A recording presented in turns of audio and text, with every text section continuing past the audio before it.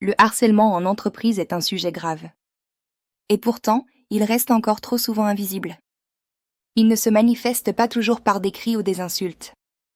Parfois, ce sont des regards, des insinuations, des remarques répétées ou une mise à l'écart silencieuse.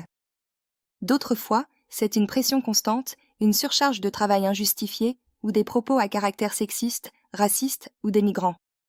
Le harcèlement peut être moral, sexuel ou même discriminatoire. Et il peut concerner tout le monde. Que l'on soit salarié, manager, apprenti ou prestataire. Ce qu'il a en commun, c'est qu'il détruit. Il fragilise la personne qui en est victime. Il altère la qualité de vie au travail. Il impacte la performance collective. Et il nuit à la réputation de l'entreprise. Ce n'est pas une question de susceptibilité ou d'interprétation. C'est une question de faits répétés, de comportements inappropriés, de non-respect de la dignité d'autrui. Alors comment réagir ? Comment prévenir ? Comment protéger ? D'abord, en étant conscient que cela peut arriver, ici, chez nous. En acceptant que chacun peut être concerné, directement ou indirectement. Ensuite, en apprenant à repérer les signes. Une collègue qui s'isole, un collaborateur régulièrement dévalorisé, une blague douteuse répétée, un comportement déplacé passé sous silence. Tous ces signaux doivent nous alerter. Il ne s'agit pas de tout surveiller, mais de rester attentif, à l'écoute, solidaire. Si vous êtes témoin ou victime d'une situation de harcèlement, vous avez des droits, mais aussi des recours. Vous pouvez en parler à votre manager, à un référent harcèlement s'il existe dans l'entreprise, au service RH ou à un représentant du personnel.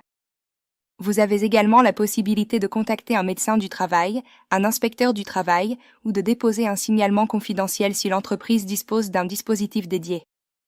Signaler une situation, ce n'est pas dénoncer à tort. C'est agir pour que le climat de travail reste respectueux et sécurisé pour toutes et tous. L'entreprise, de son côté, a l'obligation de prévenir, de former, de protéger et de sanctionner si nécessaire. Cela passe par la mise en place de dispositifs concrets, mais aussi par la culture qu'on construit ensemble. Une culture du respect, de l'écoute, de la bienveillance et de la responsabilité collective. Personne ne doit avoir peur de venir travailler.